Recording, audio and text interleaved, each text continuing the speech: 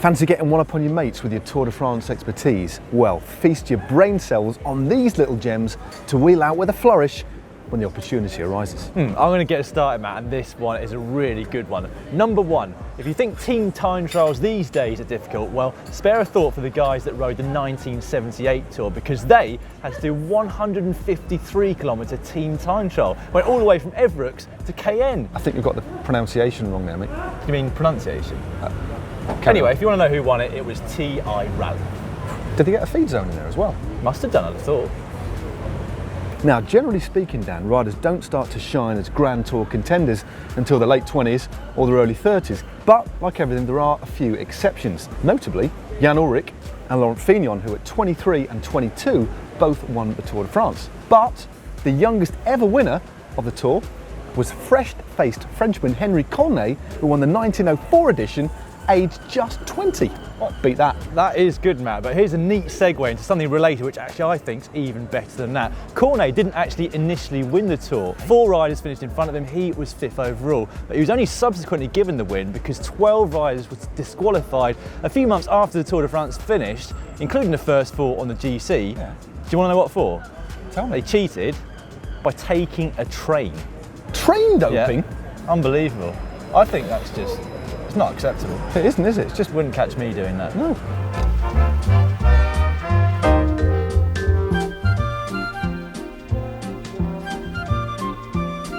Well, that says maybe, Dan, but this is where the word epic truly comes into its own, as nothing in the modern era even compares remotely to the distances covered by the riders in the pre-World War II era. Okay, now stage 5 of the 1919 Tour de France, from Sable to Bayonne, is, and probably always will be, the longest stage ever covered by riders, at an eye-watering 482 kilometres or 300 miles. And bear in mind, this is even before chamois cream was invented. Wow. And gears.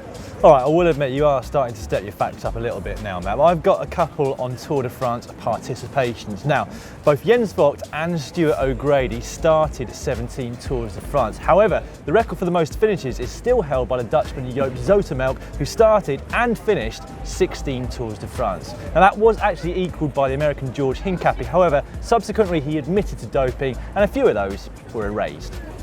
16 out of 16 for Joop, though. 16 lots of 21 stages. I mean, quick calculation, that's a lot of days. It's a high number, isn't it? Yeah, it's a high number of days. Good fact. It's a good fact, yeah. Dan, have you ever wondered if anybody, if at all, has won on the Champs-Élysées in Paris whilst wearing the yellow jersey, le maillot jaune? No, I haven't. Well, I'm going to tell you anyway. Right. Only one person has ever done it in the whole history of the Tour, bearing in mind, of course, there's only been finishes on the Champs-Élysées since 1975, but that honour falls to Bernard Hinault, or the Blaireau, as the French like to call him, or the Badger.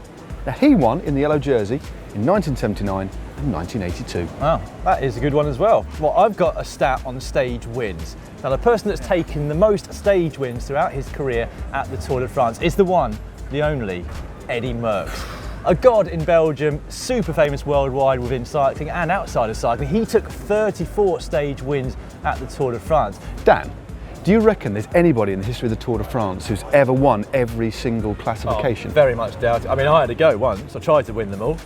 Didn't manage it, so I'd imagine it's nigh on impossible. Well, despite your best efforts, that accolade actually belongs to none other than Eddy Merckx again. Way back in 1969, in his first ever attempt at the Tour de France, he took out, now get this, the maillot jaune, the yellow jersey, the points classification, King of the Mountains classification, Combativity Award, and the Combination Award, and I also think he won Best Belgian as well. Unbelievable. But get this, during his entire career, Eddy Merckx also spent the most time in the yellow jersey with a quite astonishing 96 days.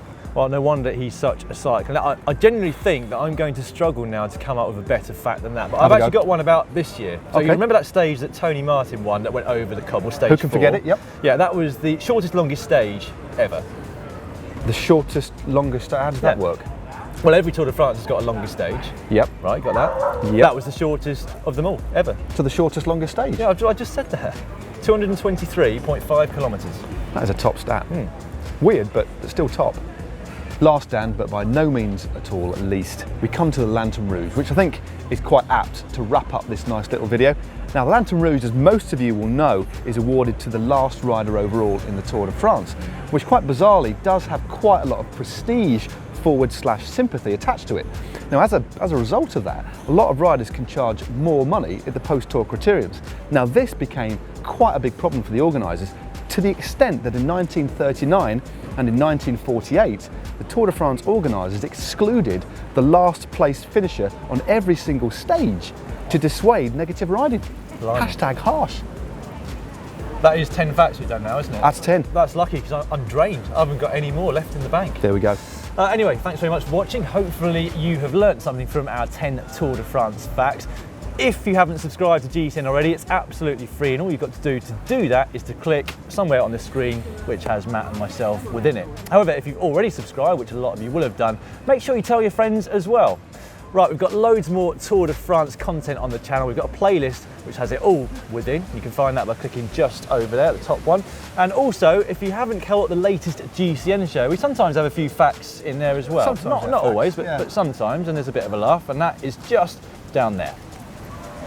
Thanks for watching, basically. Well, you think that was good? This is where the word epic, Dan, truly comes into its own.